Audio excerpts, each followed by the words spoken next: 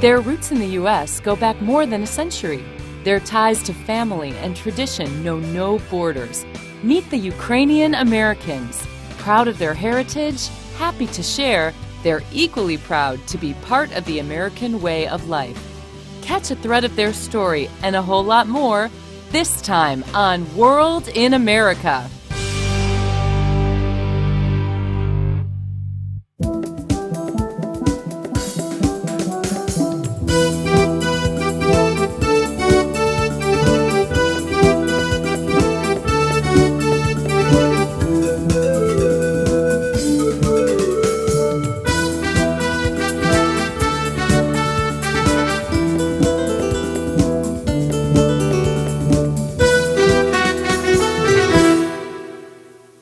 There is one line which was made quite famous in the 19th century by a great Ukrainian poet, Taras Shevchenko.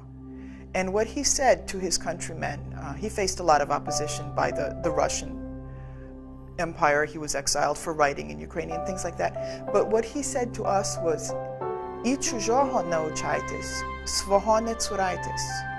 Learn the ways of other people. Do not forsake your own. No matter their background, many Ukrainian Americans seem to hold one thing in common: a combined spirit of openness and love for their culture. On this edition of World in America, we'll explore a bit of that culture. With music and dance, we'll witness a living connection to the past. We'll discover the beauty and refinement of unique forms of art, and enjoy the kind of cooking some say you can only get at home. We'll also join a number of Ukrainian Americans as they share some of their deeper experiences and stories. His Eminence, Archbishop Anthony, leads the Eastern Eparchy of the Ukrainian Orthodox Church in America. His years of religious service has kept him in touch with generations of Ukrainian Americans. He offers this introduction to the community. Ukrainian Americans are a group of people who came from an area of Eastern Europe. It's the border country. That's precisely what Ukraine means, the border country between Russia and the rest of Europe. Located between Russia and Poland, Belarus and Romania, today's Ukraine is a country growing in prosperity, with the second largest territory in Europe. Its history is no less varied or complex. Archbishop Anthony explains the difficult times in Ukraine's past that led to his community's beginning. There are primarily four ways of immigration to the United States of Ukrainians. The first was in the late part of the 19th century. The next period of migration happened around World War I. This time, says Archbishop Anthony, Ukrainians came to the U.S. for both political and economic reasons.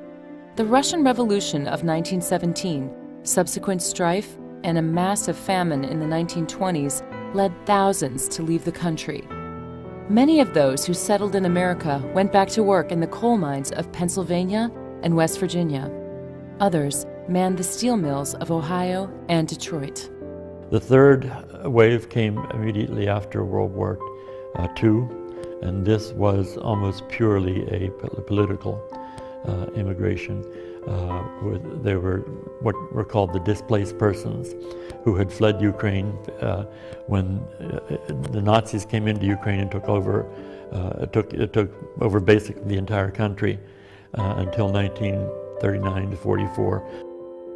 The last and largest wave to the U.S. began fairly recently. In 1991, Ukraine declared its independence. As in other former Soviet republics, the rough transition to a market economy left many on tough times. Ukraine, as a young country, was not able to provide these young people. Most of them were Ukrainian intelligentsia who came because they couldn't find work. And of course that has changed dramatically in Ukraine now. Today, between 1 and 2 million people of Ukrainian descent live in the U.S., largely in the Northeast, Midwest, and California. Most are citizens, some are newly arrived immigrants. Over the years, they've seen their share of challenges and success. Archbishop Anthony explains what the community has come to enjoy the most about living in America. The first, second, and third waves like the fact that they have finally fit in and that they have members of Congress, they have professors in college, they have heads of medical schools, they have people high up in the armed forces in command positions. That whole concept of the big brother is watching back in the Soviet times and the communist times was a completely frustrating way of life. You just, the freedom to just be yourself, I think, is something that's just incredibly powerful for all of them. It's called the hopak. And if you had to pick one dance that would symbolize the national dance of Ukraine, it would be this dance.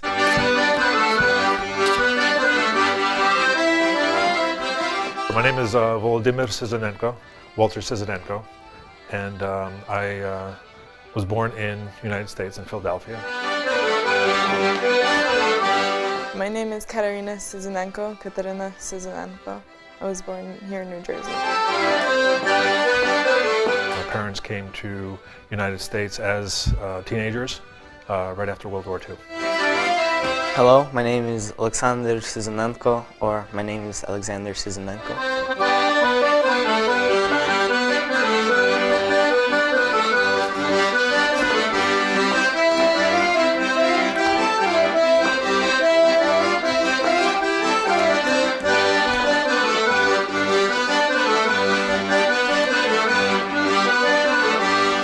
Typically you have a lot of people and the boys are showing off with kicks and jumps and the girls are doing a lot of spins.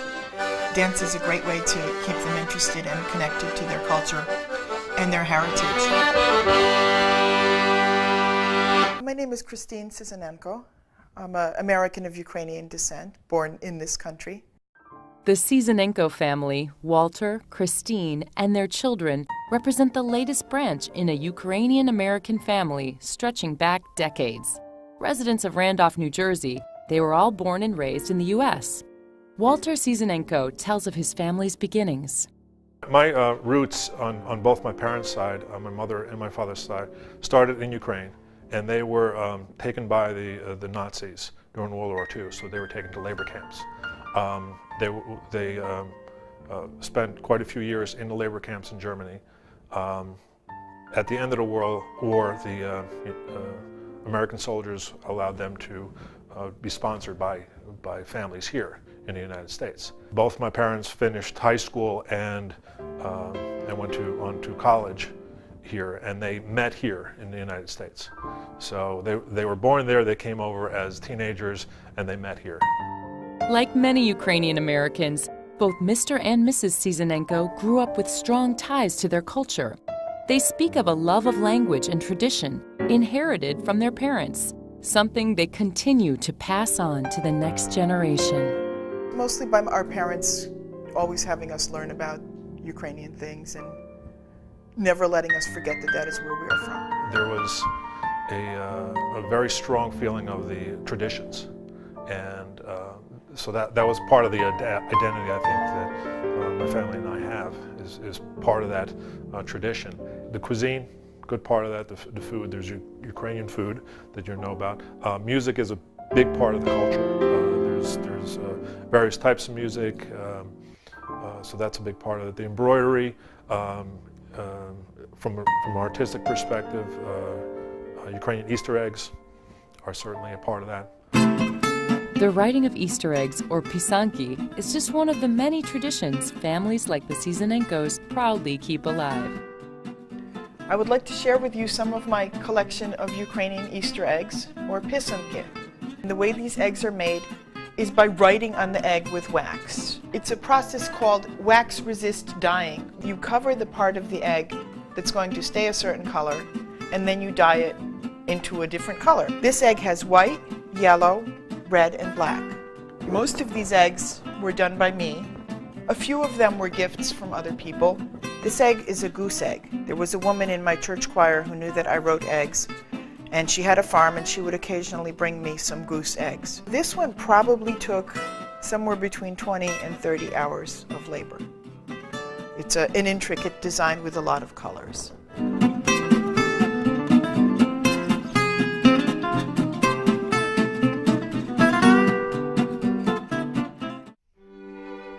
Equally symbolic and important to their culture is the art of Ukrainian embroidery. Done by hand, the intricate patterns are usually passed down from mother to daughter. From her class in Lower Manhattan, Lubo Wolinets teaches anyone who'd like to learn. She's especially happy to share the meanings behind this ageless form of stitching. Vishivate really comes from shete, which is sewing, but vishivate it's more than sewing, it's embellishing sewing. Embroidery, again, began as stitchery applied to different parts of clothing as protective element. It's a highly stylized art. They don't depict nature as it is. They stylize, like for example, all of these motifs are the Tree of Life motif.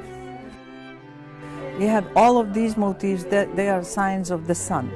And the sun was very important for an agrarian society, especially in the spring. And so they tried to embroider this, keep it under cloth, under clothing, to ensure the spring rebirth of the sun so that they would warm up the earth. Lines like these are called eternity lines. And this again was important because people wanted life on earth to exist forever. These items here, they're all were created by people in the Carpathian Mountains. There's a very colorful, lively type of people, and they loved a lot of color, just like the nature surrounding them. This sign is the plowed field. For an agrarian society, it was important in the spring to plow and plant seed in the earth so that it would grow the foodstuffs they needed to survive. And so they repeated this sign in their embroidery also. The specific colors and the most popular color was always red. And again, not only because it was bright, but it had a magical significance.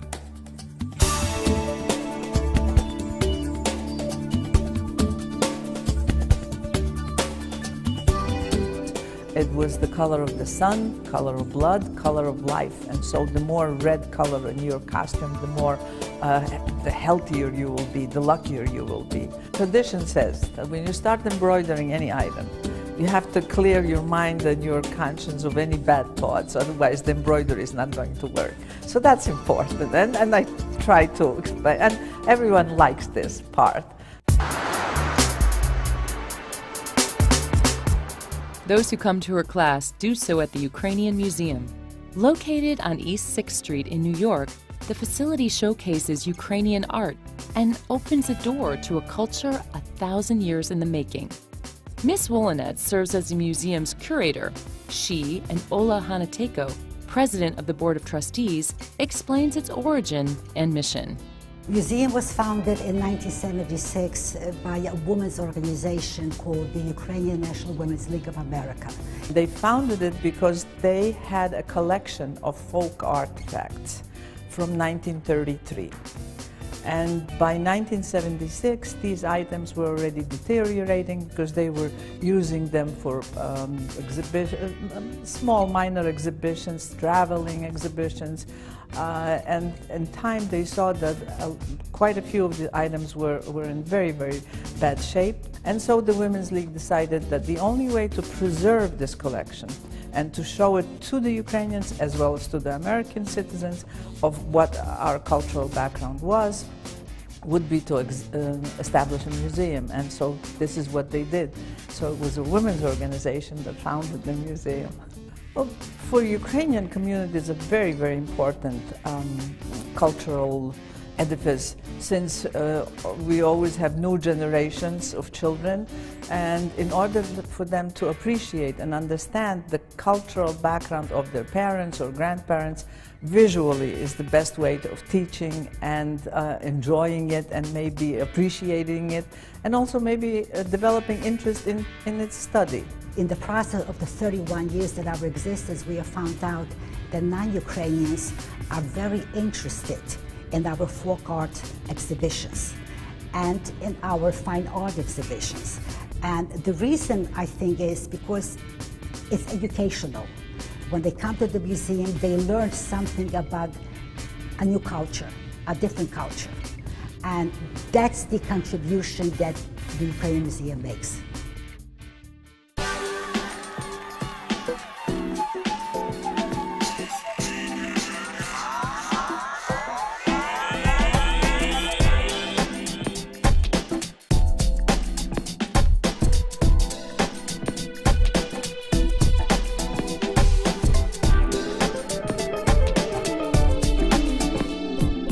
The restaurant's called Veselka, which means rainbow in Ukrainian. It was started by my father-in-law in 1954.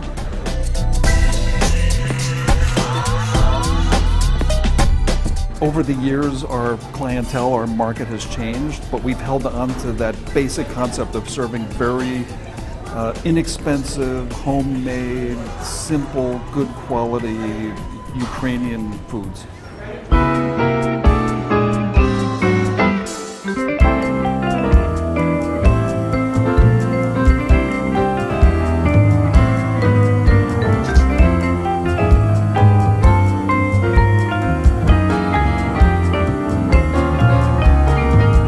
The first things that come to mind to me are borscht, which is a beet soup, which is very traditional in Ukrainian culture. Holubchi, which is a stuffed cabbage, which again can have a variety of stuffings. Traditionally, meat and rice.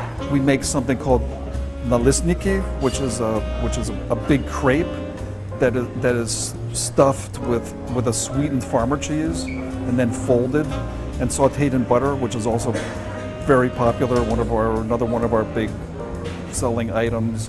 And kobasa, or kielbasi in Polish, which is a garlic, very traditional garlic, flavorful, spicy sausage.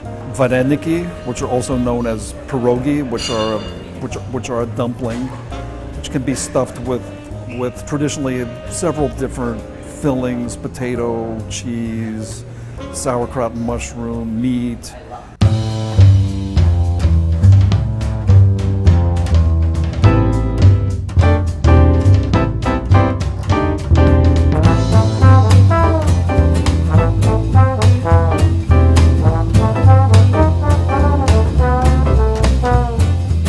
So right now we're watching the ladies make vareniki, or pierogis in Polish.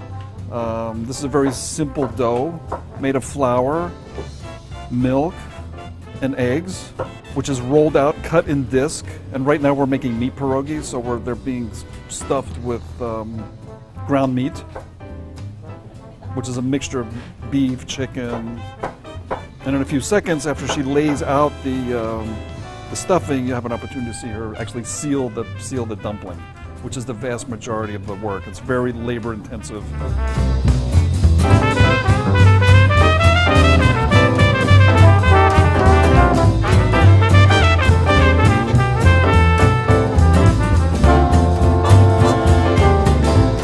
So when I think of Ukrainian cuisine, the basic concept of Ukrainian cuisine, it's simple, using simple ingredients, hearty,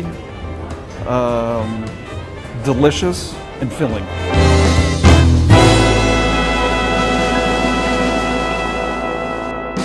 Smacznego, enjoy. Beyond language or cuisine, art or music, people of Ukrainian descent claim one more key to their culture. That key, they say, is faith. Among them are followers of many religions. Christianity has long been the most prominent one. For many Ukrainian Americans, the glue of their community and the heart of their identity remains in the Ukrainian Orthodox Church. for every one of the waves of immigration, the church was the center of their life. And I mean every aspect of their life. Their children went to Ukrainian school every Saturday, or sometimes 2 or 3 days during the week after they came from day school.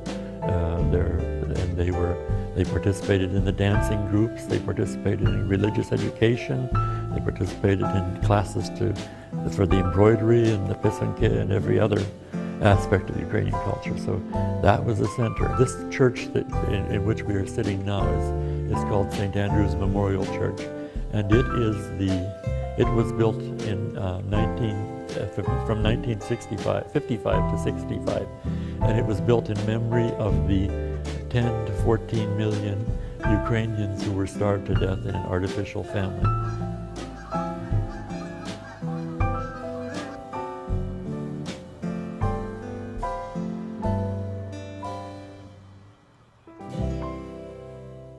The sacrifices and accomplishments of the past have not been lost on today's Ukrainian Americans. Many seek to honor their history by visiting the land of their forebears. Before 1991, Soviet control of the Ukraine meant few could make the journey. The Sizanenko family describes how their recent trip was one they felt they had to make. Last time actually was the first time for all of us.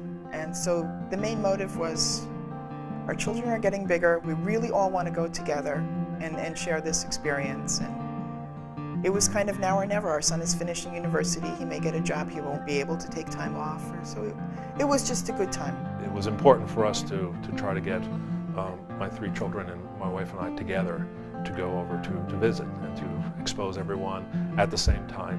When my parents first said that we were going to go this past summer, I wasn't that excited, but then as it got closer, I got more and more excited because I had learned about all this stuff in Ukrainian school, and then now I would actually be able to see it in person. A lot of times you read about things in history books. And so then we got to see a lot of these places that, you know, for me in Ukrainian school, I had heard about a lot of them.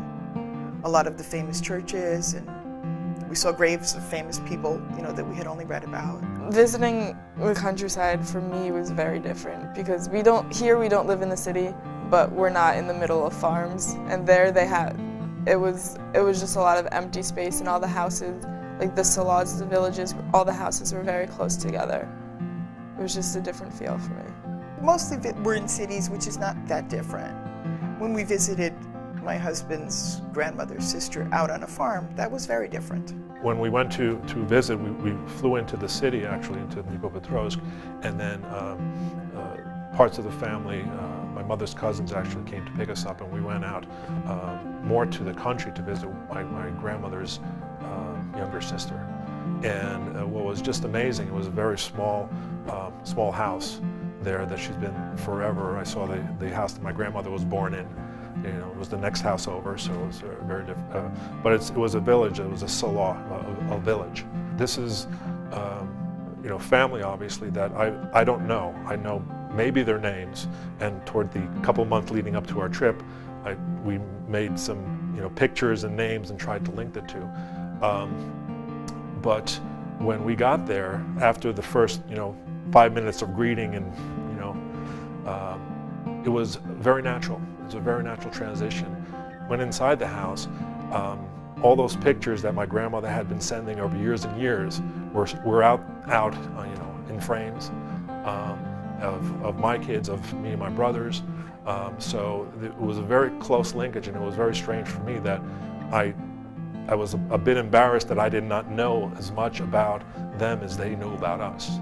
I liked being able to say that I've been there where my ancestors grew up, and my life so much revolves around being Ukrainian, and going there was just a wonderful experience.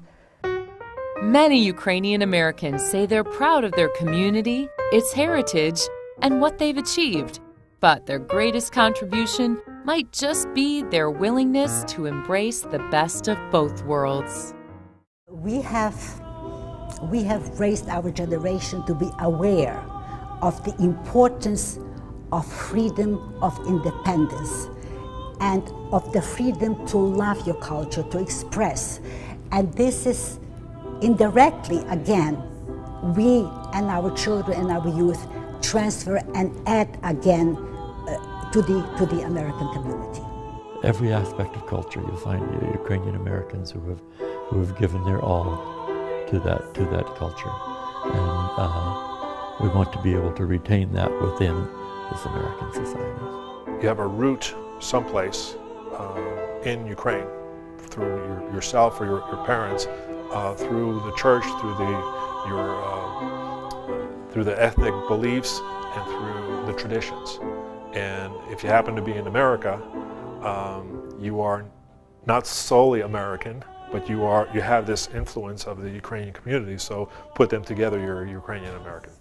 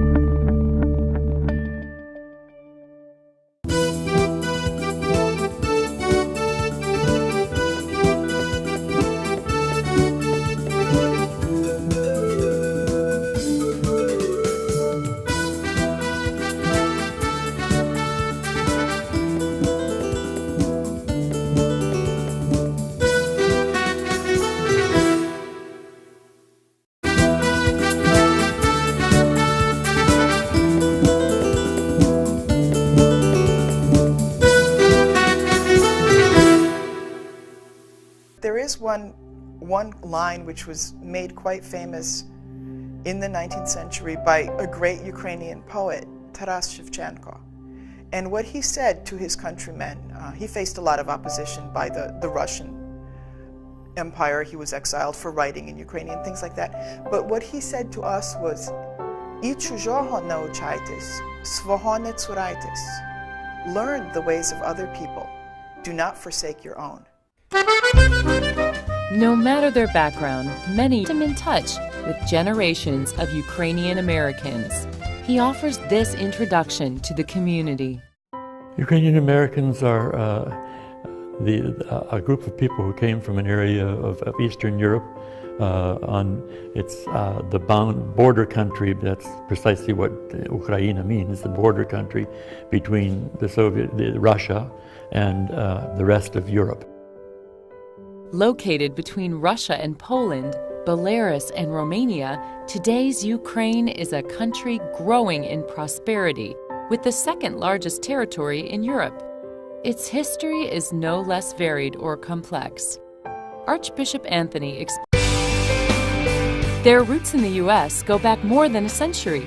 Their ties to family and tradition know no borders. Meet the Ukrainian Americans.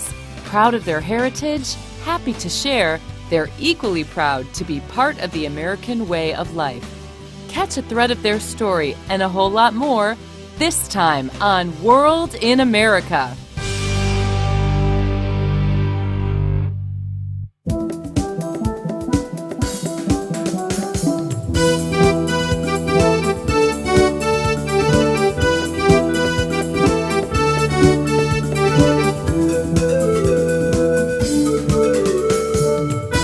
The difficult times in Ukraine's past that led to his community's beginning. There are primarily four ways of immigration to the United States of Ukrainians. The first was in the late part of the 19th century. The next period of migration happened around World War I. This time, says Archbishop Anthony, Ukrainians came to the U.S. for both political and economic reasons. The Russian Revolution of 1917, subsequent strife, and a massive famine in the 1920s led thousands to leave the country. Many of those who settled in America went back to work in the coal mines of Pennsylvania and West Virginia. Ukrainian Americans seem to hold one thing in common, a combined spirit of openness and love for their culture. On this edition of World in America, we'll explore a bit of that culture. With music and dance, we'll witness a living connection to the past. We'll discover the beauty and refinement of unique forms of art. and enjoy the kind of cooking some say you can only get at home. We'll also join a number of Ukrainian Americans as they share some of their deeper experiences and stories. His Eminence, Archbishop Anthony, leads the Eastern Eparchy of the Ukrainian Orthodox Church in America. His years of religious service has kept